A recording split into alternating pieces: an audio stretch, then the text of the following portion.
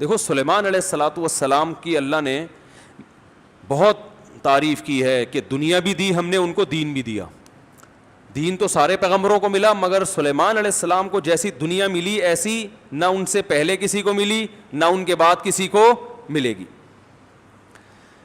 اتنی دنیا اللہ نے سلیمان علیہ السلام کو دی کہ سلیمان علیہ السلام نے اللہ سے دعا مانگی تھی، اللہ مجھے ایسی بادشاہت دے کہ میرے بعد کسی کو نہ ملے. تو بس یہ تو انتہا ہو گئی نا بھائی، قیامت تک کسی کو نہ ملے، ایسے پاکستان کے کسی صدر کو بھی نہ ملے، ایسی حکومت چاہیے. حکومت مراد یعنی اتنے وسائل چاہیے. تو اللہ نے سلیمان علیہ السلام کے ماتحت ہواؤں کو کر دیا، اور سمندر کے ہیرے جواہرات جو بھی قیمتی پتھر تھے وہ جنات نکال کے لاتے تھے، جنات کو تابع بنا دیا. اتنی زبردست حکومت. لیکن موت کا منظر بڑا عجیب. میں پہلے سوچتا تھا یا اللہ تو نے سلیمان علیہ السلام کو اس طرح سے کیوں موت دی ہے؟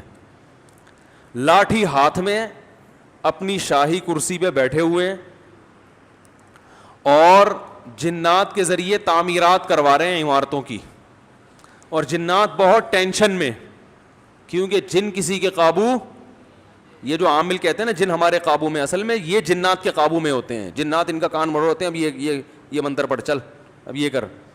جن ان کے قابو میں نہیں ہوتے. وہ تو سلیمان علیہ السلام کا معجزہ تھا کہ جنات کو قابو میں لے لیا انہوں نے. یہ کہاں سے، یہ کیا، ان میں کون سے کچھ کیوں قابو آئیں گے؟ جن بولیں گے تم ہو کیا، تمہاری اوقات کیا ہے؟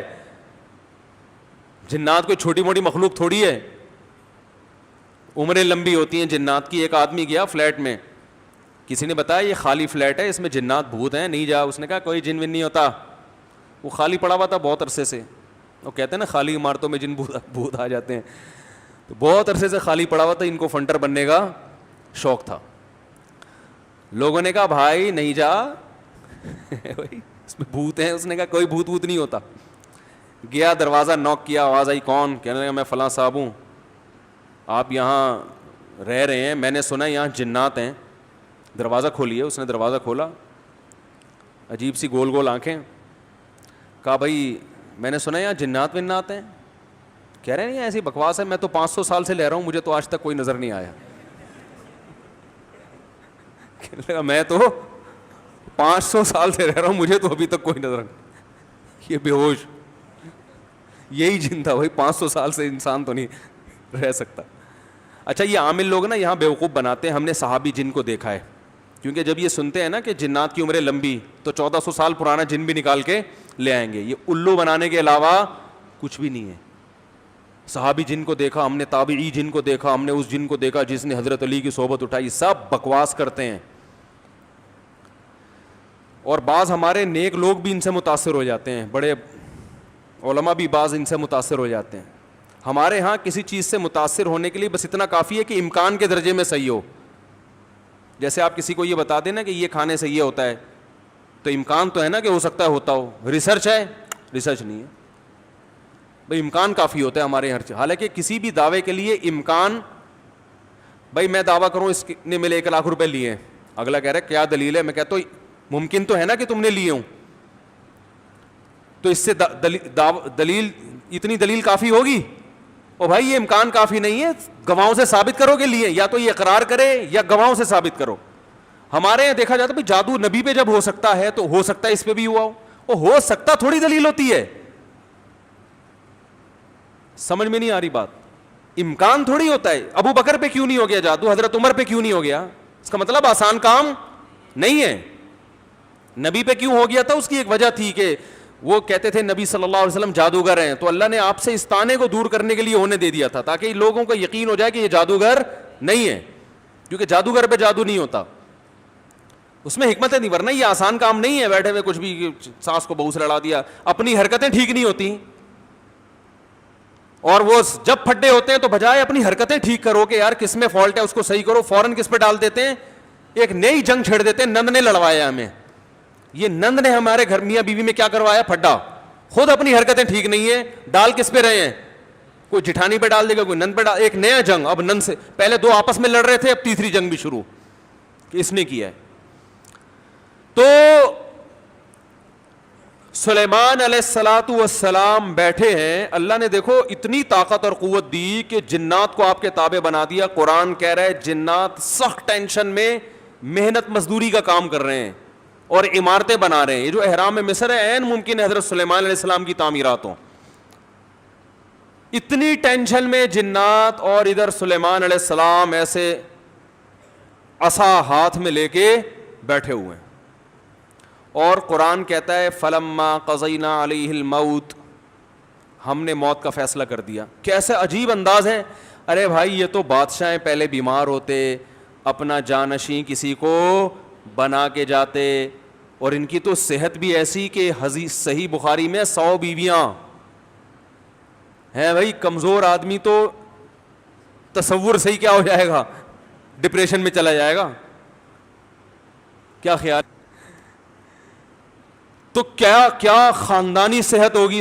پیغمبروں کو تو اللہ نے ویسے ہی بہت قوت دی ہوتی ہے, قابل رشک صحت ہوتی ہے پیغمبروں کی. جنگ میں کمانڈر رہے ہیں, لڑائیاں لڑی ہیں جنگوں میں, اتنی زبردست صحت. اور بھائی آپ کی موت سے پہلے تو اللہ آپ کو بیمار کرتا, پھر علاج ہوتا, پھر طویل عرصہ, پھر بھائی نہیں بس اللہ نے موت دینی تھی تو دے دی, ایسے ہوتا نا. نا نا نا نا. اور پھر اتنی جائیدادیں, اتنا سب کچھ, تو پہلے اس کا سارا کیا کر لیتے, بانٹ بوٹ لیتے, جانشین بنا لیتے, میرے بعد یہ میرا خلیفہ ہے, یہ فلانا ہے, ڈمکانا ہے. ہو سکتا ہے سب کو یقیناً کیا ہوگا پہلے سے آپ نے, لیکن ہمارے ہاں یہ سارے کام کیے جاتے ہیں جب موت کے آثار ظاہر ہونا شروع ہو جائیں.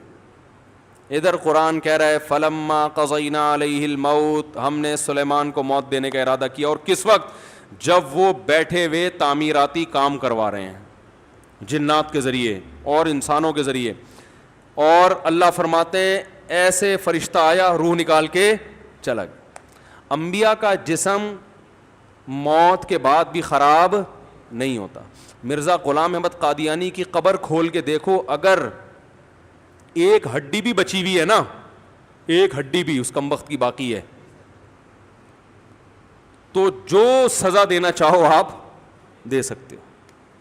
سمجھ رہے ہو, نبی کی کا جسم کبھی بھی خراب نہیں ہوتا. قادیانی ہو سکو اس کی ایک دفعہ قبر کھول کے دنیا کو دکھا دو بس تم. انبیاء کا جسم خراب نہیں ہوتا. تو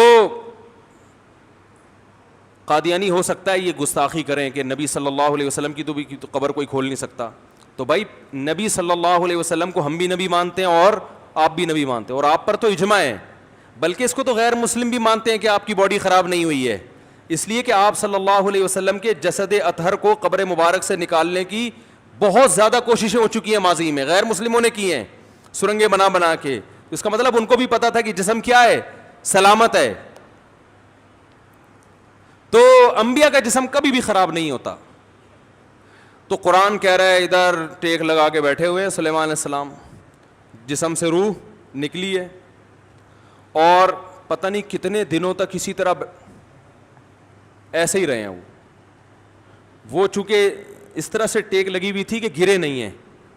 اب دیمک نے کھانا شروع کیا سلیمان علیہ السلام کی لاٹھی کو.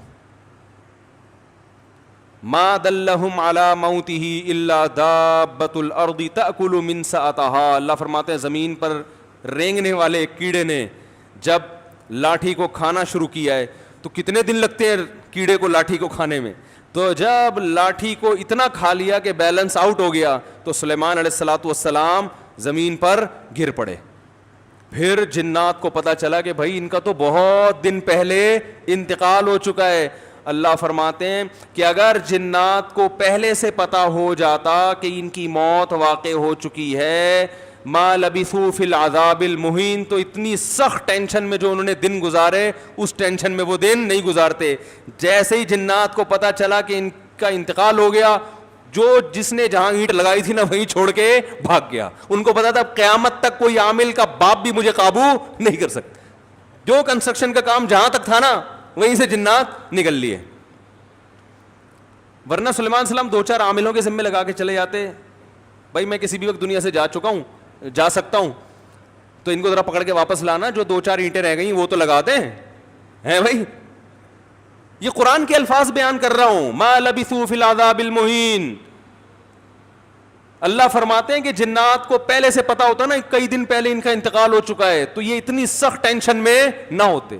وہ تو یہی دیکھ رہے ہیں یہ ہماری نگرانی کر رہے ہیں ایسے, کیونکہ چہرہ بھی بالکل اسی طرح, چہرے پہ رونق اسی طرح جیسے زندگی کے آثار ہوتے ہیں, بالکل وہی کنڈیشن.